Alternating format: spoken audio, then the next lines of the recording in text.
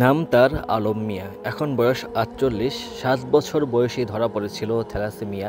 Thalassaemia একটি নীরব রোগ, যেটি ধীরে ধীরে কেড়ে নেয় জীবনের রং, জীবনের স্বাদ।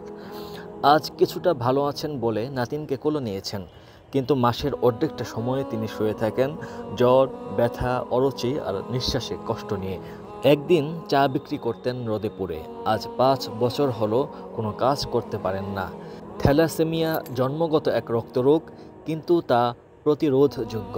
বিয়ে করার আগে মাত্র একটি বারের জন্য ইলেকট্রোফরেসিস টেস্ট বাঁচাতে পারে একটি পরিবারকে, একটি জীবনকে।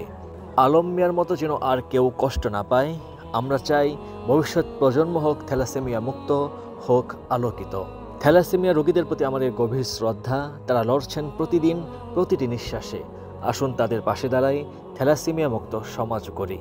জামালপুরে বিআরএফ ২০১৮ সাল থেকে ব্লাড ফর থ্যালাসেমিয়া নিয়ে কাজ করছে।